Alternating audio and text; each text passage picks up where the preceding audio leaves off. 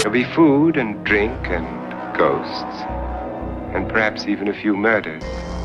You're all invited. When we first went in, one of the people said, "Who are you?" And Tex said, "I'm the devil, and I'm here to do the devil's business." Hello. Hi, everyone. How are you? Whoa, Did you miss us? I hope so. we're back We are back. with a vengeance. We sure That's are. right. Hell-seeking vengeance. Well, what are you doing? Where have you guys been? You doing good? Nice to hear it. Great. So, if you're watching us, you could see that we made some changes. The room is green. Yeah. And we have a new desk. Yes, a new desk. Absolutely. We New do. little setup. I really like it in here. Yes. I love the green. This is the first time using the new setup. Yeah. I haven't been in here since you redid it too, so it's really nice.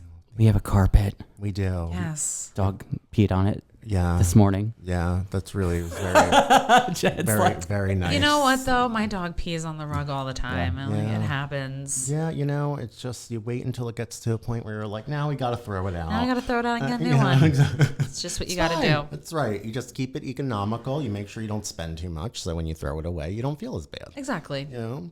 I agree. So now we're back in action. We've had life things happening, and Yeah. you know, being a grown up Yep. sucks. It really does. Yeah. And this year's been crazy. It has I think for all been. of us, it's just been really insane. Yeah, and I feel like we always say that when we record new episodes, but I feel like it's always true. But like Yeah. this time around, I feel like this has really been a shitty time. Yeah, Right? Yeah, absolutely. So There's been a lot. Twists and turns. Twists and It's been a turns. roller. I think this year has truly been a roller coaster and a dumpster fire and a too. dumbster fire. Absolutely. Only a couple more months left. That's right. But here we are, and we're going to Here. Hi. be sharing the bizarreness with you all. Absolutely. And I'm so excited because Mark has a story for I us do. tonight. I do. Who And you other never Mark. have one. I know. It's Mark with rare. a C. That's Mark with a right. C, if you're listening. It's a rare occasion, and I was feeling inspired. So Okay. All we'll get right. into it. I'm so excited. Now, you guys know that my questions to open an episode are always the worst part of what I It's do. okay. But has there ever been like a diet or a fad that you've participated in, like South Beach diet or Atkins, like things like that? And like, what do you think of those types of things? Like, Yes, I have done many of diets. I've done Weight Watchers.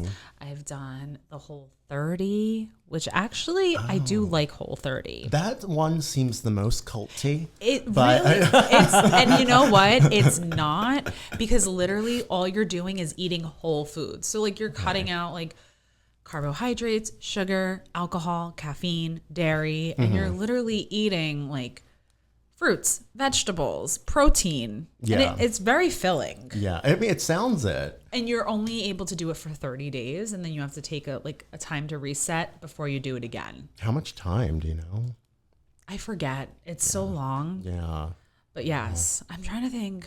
I tried keto, but once they started like giving me recipes for heavy cream in my Whipping in my cream. coffee, I was like, no, thank you. Yeah, that's a little. nah. So yeah, I mean, I've done all the weird diets. What about you, Mark?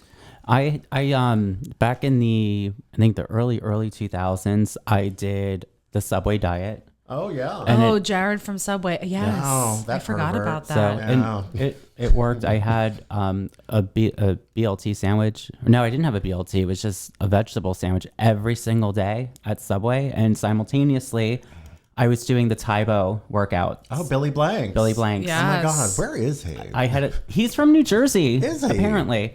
But I had all 3 tapes, and I went from like beginner to intermediate to expert, and I lost so much weight from Taibo. So how did the Subway diet work? Like, was it just you were only eating Subway every day? Yeah.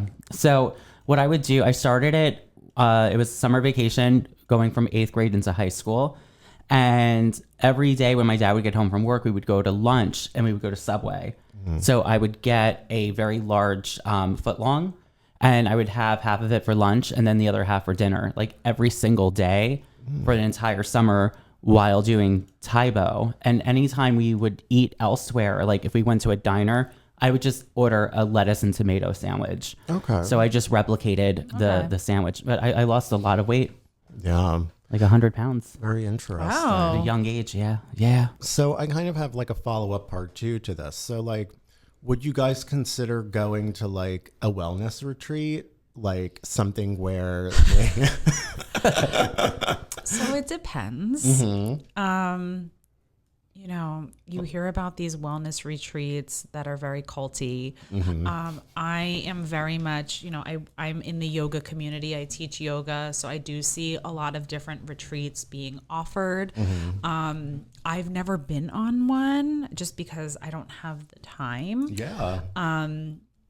But I think for me, like to go away and do something, I just want to relax. Like retreats, I don't think are for me. Yeah. I want to go away. I want to decompress. I want to sit somewhere with a book and just be by myself. Yeah. Not be on a routine and have to like show up to be places at certain times and have to journal and, Yeah. you know, No, I do all agree. those things. I totally agree with all that because I feel like too, you don't really know like what you're getting yourself into entirely. And you're also like, oh, it's a retreat, but like you're being told what to do and how to. And how to think, Yeah. how to feel. Yeah.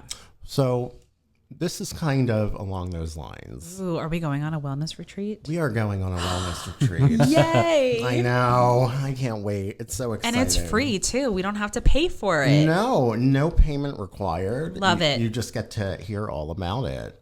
So let's see, where should we start? We're going to a place called Wilderness Heights. The year is 1911, and we're in Olalla, Washington, which is by Puget Sound. Can I just stop for a second? Because you said 1911, and for whatever reason, the numbers 9/11 have just kept showing up for me and Jerry a lot lately. Oh, boy. I don't know if that's a sign or not. I hope a good sign. I hope, you know, I keep reading into it and I think it's a good sign. It's Yeah. like telling you it's time for a change. Okay. I'm not. I can't wait reading all for you to tell him about this. I'm going. Well, Jerry will be listening to this, Yes. so And he'll get to hear about it before the episode airs, I'm sure. so continue. All right. So we're gonna bounce around like a tiny bit, but I'm going to start and introduce you guys to 2 people. So their names are Claire and Dora Williamson. They're sisters, but they're also health fanatics. And they were both orphaned at like an early age. They grew up in a very well-to-do family. So the sisters never really had any severe health issues or anything like that, but a lot of minor ailments. They basically had a lot of time and money to waste to fix what most people would call, you know, just being alive, you know. That's usually how it works, right? Exactly. Have to have the money. You have to have the money first. So, but with that being said, they were people who were into what like we would call today like modern medicine or alternative medicine. Or like holistic. Yeah, exactly. So it was basically like the 1911 version of Jelly that. juice. Kind of, yeah, kind of like very in like the Jilly Juice universe. Okay. I think you could say. Claire and Dora had learned of a woman by the name of Dr. Linda Hazard, and she ran the Institute of Natural Therapeutics, also known as Wilderness Heights. There's like a few elements at play there, but like we'll elaborate on that. I love that her last name is Hazard. Oh yeah. Yeah. Interesting it's last name. appropriate. Yeah. Yeah, it is. So both Claire and Dora became determined to participate in Linda Hazard's program. Claire called it the most beautiful treatment. So she was like all on board. She saw about this in like a newspaper in 1911 and was like, "Ooh, this is going to be great. I want to go." So it's February. Take me. Take me now. God damn it. So it's February of 1911, and Claire and Dora arrive in Washington after signing up for the program. Now, this is where it already starts getting fucking weird. So upon arrival, they're told that the sanitarium that they're supposed to be at, aka Wilderness Heights, they were told that it wasn't quite ready for like operation.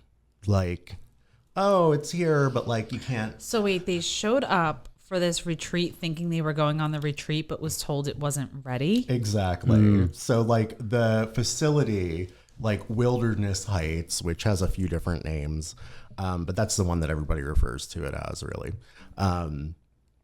Like they showed up and that's where they thought they were going, like this beautiful place. It was supposed to be serene and you're going to have all these lovely things done and learn about your health and all that. So it wasn't there. It wasn't it wasn't available yet. So instead of going there, Linda Hazard set them up in an apartment in Seattle. And this is where Linda's starvation diet comes into play. Okay. So Linda began feeding them broth from canned tomatoes twice a day only. Twice a day only. Just broth tomatoes. Yeah. The water from the canned tomatoes. Gross. Right. The thought of that just makes me want to vomit. I know. So now they're not even at this beautiful retreat they thought they were going to. They're in an apartment in Seattle being fed tomato canned broth from a can. Oh my God. I love tomatoes, but You would probably I did, like and that. I brought Mark tomatoes from my garden That's today. right. I can't wait to eat them. Oh my God. But aside from the twice a day tomato broth, they would also get 2-hour enemas provided by... is it like a 2-hour long enema? Is it like in there for 2 hours? They're basically flushing them out for like 2 hours. Oh, I want 2 to try hours that. a day, or how Yeah. many times did they do this? I think it was like 2 2 hours once a day. 2 hours. I think 2 hours a day. Okay. Yeah. Wow. So Gross. they would also be getting massages that were really beatings. They weren't actual like relaxing massage, and it was posed as though that's what it was, but they would be like literally punching them. That's awful. Yeah, doing all of this crazy shit, right? So, okay, so now I made a reference to Linda's starvation diet, aka tomato broth gate. So, Linda wasn't actually a doctor. She had no formal training. And no medical degree. to That's speak usually of. how it works. Yeah. Especially for like the cults. Mm-hmm. Yeah. She was licensed in Washington as a fasting specialist, and it was considered like a medical degree of sorts, but she didn't have medical training or anything. So I guess because it's 1911, it was like, you want to be a fasting specialist? Okay, cool. You can do that. I don't know. But so that's that with her. But all of her methods were entirely unorthodox. Like there was no real like science or anything behind it. She was literally kind of going off of like biblical times fasting shit, like stuff from the Bible and like, Science. yeah, exactly. Science. So that's pretty much like what she was doing there. So yeah, it was highly unorthodox. Now, although she did, and even though all of her shit was highly unorthodox, the beatings and the enemas and the starving people with tomato broth water, she did release a book, self-published book, My Type of Girl, and it was called Fasting for the Cure of Diseases. If anybody knows where to get a copy, please let me know. So anyway, we're going to go back to Claire and Dora. So 2 months into their stay. 2 months. Wow. Oh, it gets worse. Wait, like normally like retreats are usually a long weekend. Oh, honey. 2 nights, 3 Oh, nights. babe, you just wait. This is nothing. Nope. 2 months. 2 months into their stay at the apartment in Seattle, as opposed to the beautiful, sprawling place that they were supposed to go in Alala, whatever. Oh my God. Ola. So, all All right, so they were there for 2 months at this apartment, and now they're finally being transferred to the facility, The actual like place. the actual place. The Wilderness Heights. Wilderness it's Heights. Yeah, exactly. So they're finally being transferred, and both women at this point weigh 70 pounds each Wow. after spending 2 months with tomato broth. So no one in Claire and Dora's family knew where they were going. It wasn't till their childhood nurse received an incoherent message. I don't know, a telegram, fucking Morse code. I don't Carrier know. pigeon. Carrier pigeon. But I don't know how this was communicated because it was 1911. But however they communicated with this person, they were like, holy shit, there's something weird going on here because this like message is like just strange. So They probably weren't even in good mental health because they're obviously being malnourished. Yeah, exactly. yeah, You know? totally. So now this woman, her name is Margaret Conway. It's not essential to the story, but she actually bought a ticket to go on a boat from Australia to Washington, where they were located. I wonder how fucking long that took. I don't know because I know to fly from like kind of there to Australia, I believe it's a 12-hour flight. Whoa. Wow. So by boat, who knows? Yeah. So 2 weeks. I don't know. It's like a Titanic cruise. that's right. It was a year too. It was a year before the Titanic sank, 1911. Wow. Yeah. We're going to get a little crazier here. We're going to get a little deeper into this. So by the time like this family nurse friend comes from Australia, she is then picked up like from, I guess, the port that she got to by Linda Hazard's husband. Now, Mr. Hazard. Mr. Hazard. So during this time is when he delivered some startling news. And that was that Claire was dead. So Claire and Dora, the sisters, Claire is now dead. The death was basically explained away, and they were blaming like drugs that were given to them when they were kids. And that's what contributed to the death of Claire and like Tylenol. yeah, Tylenol. Tylenol. Oh my Tylenol. God. I'm a Tylenol baby. Just kidding. And I'm pro Tylenol. yes, exactly. And essentially like they were like, yeah, like her organs were damaged and all this shit and like just making shit up essentially. So It wasn't the tomato broth it wasn't the tomato. No, it couldn't have anything to do with tomato or broth. beatings Or 2-hour-long enemas every day. None of that. That's silly. So now it's at this point that, you know, obviously Margaret, the nurse, is like very, very concerned. And she finally got to see Dora. And by the time she got to see her, she weighed 50 pounds. Wow, that's insane. I feel like she probably couldn't even walk at that point. She was probably bedridden. Oh, yeah, almost. And especially being like a full grown woman, that's bizarrely. I'm surprised she was even alive at 50 pounds. I was just about to say, if I was 50 pounds, I probably would not be alive to tell the story. No, I can't imagine how long somebody could actually live being Probably 50 not pounds. Yeah. So, and despite all of this, it was said that Dora wanted to stay there, despite the fact that she was clearly starving to death and in agonizing pain, because when she would go to sit down, all of her bones were protruding. So, like, she couldn't even sit down in a chair comfortably. I'm like, I got like a little chill. It gave me like the heebie-jeebies. Right. Even more sinister events, though, follow this shortly after.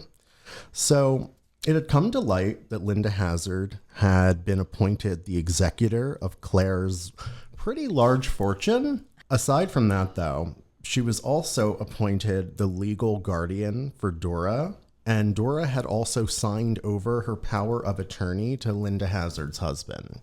So basically, the Hazard family owned them, like their lives, all of their money, their properties. And it was probably easier to coerce them into doing that while they were deprived. Yeah. Exactly. While they're Yeah. malnourished and they, aren't in the right headspace. Yeah. That's what happens. You take advantage of Yes. weak. Sick people absolutely will capitalize on that, Yep. you know? Now, Margaret, the childhood nurse, she could not convince Linda Hazard to let Dora go. So she was trying to get her out of there.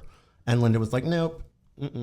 I guess because of all the control that she had. She wouldn't. Yeah, it's like she wasn't willing to do that. So it took getting like their uncle to come from, I think, the UK Oh. to. You have people coming from all over the Wow. world for these girls. Oh, yeah, absolutely. They might got that money. Uh-huh. They got that old-timey money. That 1911 coin. Yeah. Yeah. So the uncle comes and fucking Linda Hazard is still fighting with these people. And he had to give her $1,000, which in 1911, I don't know what inflation That was a is. lot. That was a lot. Yeah. He had to give her $1,000 to like let this woman go, let Dora go, the remaining alive sister. Let my Dora go. Let my Dora go.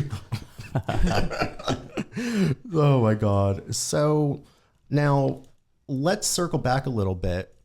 Claire, she's dead. So we're going to talk about that little aspect here.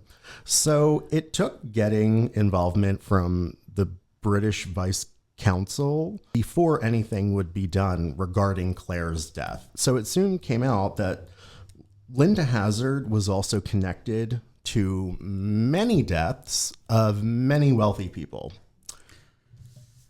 She's a businesswoman. Yeah, Yeah, she's prying on the rich. absolutely. Which, I mean, I guess is better than preying on the poor. But so Linda eventually ended up going on trial for the death of Claire Williamson on a charge of first-degree murder. And while there were lots of former employees who testified about the horrific treatment that went on at Wilderness Heights, Linda also had a lot of supporters. So remember how I was saying about how like her fasting program was like taken from like biblical stuff Yes. and all this. Yep. So there were a lot of people that did support her and they were like, she didn't do nothing wrong because Was these this like things the Ozempic of 1911? Yeah. kind of. That's actually a really good comparison. Yes, this was like a very, very extreme Ozempic of 1911. But it says in the Bible. I know, exactly. Of course, and you always have to go off of what the Bible says. Always. Everything is factual. Absolutely. I was there for it. You were there when it happened? Yeah. So now we were just talking about the many deaths of many wealthy people that Linda was connected to. So many had signed over large portions of land to Linda Hazard. One of them, a legislator, Louis E. Radar, even owned the property where Linda's sanitarium was located, Wilderness Heights. Okay. Got it. So Radar died in 1911 when he was about to be questioned by authorities about things going on at Wilderness Heights with Linda Hazard. A man by the name of Ivan Fly, I'm not sure, had come to America looking for a ranch to buy, and he died with $70 to his name. So these are people that are all connected to Linda Hazard. And there was another person, Eugene Wakelin, a man from New Zealand, reportedly shot himself under Linda's care. Not so coincidentally, Hazard was the administrator of his estate. Okay. Do you think he really shot himself? Or do you think he was just murdered? I think she He was probably murdered. probably was murdered. Yeah. 12 people were said to have been starved to death under Linda's care, though some say the estimate could be much higher. Wow. Wow. So eventually, Linda ended up going on trial for the death of Claire Williamson on a charge of first-degree murder. And while there were lots of former employees who testified about the horrific treatment at Wilderness Heights, Linda also had a lot of supporters, it seems. And it's how we were talking about the biblical stuff with fasting Yeah. and like justification for this treatment. So despite the fact that she was clearly a sociopath who was operating this clinic with the ultimate intention of killing her rich patients. Like, this was the goal, was to get people there, take over their lives, kill them, and move on. So It's a hustle. she ended up being charged with a lesser crime of manslaughter. I knew that's where they were going to go. I don't think they were going to throw the books down on her. No, they didn't. She only served 2 years in prison. I know she was on like parole or something for a little while afterwards, but She probably had better food in prison than she offered. no, with her oh diet. my God, I'm sure. It was like a feast. But here's one of my favorite parts of the story. So, and this is the last part for everybody. So, years later, Linda was suffering from an illness herself. And it is alleged, this part is, that she wanted to prove society wrong, that she had a system that was working, there was nothing wrong with it. That's the alleged part. Either way, it doesn't matter, because years later, Linda had an illness and she was going to use her own method of fasting to cure her illness. And she died shortly after. She sounds like Mother God. Oh, God, a little bit. Yeah. I never Yeah. finished that, but yeah. You need to finish that. Holy shit. Love has won. But yeah, that's the story of Linda Hazard, Wilderness Heights. That was wild. What I think is interesting and sad but true is that even back then, people were utilizing the Bible to weaponize and justify their bad behavior. Yeah. So she got away with it by being like, well, Yep. the Bible says fasting, fasting, fasting. Yeah. And then that's how she even had a community of supporters Yeah. when she was on trial. Yeah. So the Bible is, we know I hate religion, but the Bible is a very successful tool Yeah, it is. in doing those sorts of things. Yeah. And what's funny, I mean, as just a side note, is that so her medical license, aka her fasting degree, whatever the fuck you want to call it, was revoked. She was not allowed to practice medicine. So she actually moved to New Zealand for a while. And she moved back to America and reopened Wilderness Heights as well. But then it burned down in 1935, Great. I think. Yeah. And when did she die? I forget, but I think she died a few years after the fire, like when she reopened it and it burned down. I think she died like a few years after, maybe the same year even. And she died from her own. Yeah. Because she did her own fasting that she, had other people do, and it killed her like it killed others. That's how you call getting a taste of your own medicine. Oh, Oh, true. Yeah, so that's it. Hope you guys enjoyed this presentation. That was great, Mark. Thank you. It's been a while. it's been a I'm while. rusty. It really has been. I'm really scared for my episodes. No, you're gonna because be great. I'm like, ooh, I'm a little rusty. No, I am too. Hashtag we still got it. We Yeah. do. We We still definitely got still it. got it. Absolutely. But in the meantime, follow us on all social media platforms. Absolutely. Yep. And you can watch us on YouTube. And if Hi. you're watching us, Well, hey guys. Hi. Hello. Hello. If you're watching us, you can listen to us on any podcast platform. Yeah. And don't forget to subscribe to Patreon. That's right. Patreon. Go on Instagram, YouTube. And if you can't give us money, just like and subscribe. Yeah, leave a that's- comment. It does wonders. It really does. Yeah. So, I mean, until next time, I'm Dr. Linda Hazard with my fasting degree. And I am a can of tomatoes. It's lovely broth. And I'm one of the bones that was protruding when the sister was sitting down. Dora. Oh Dora's my bones. God. Enema.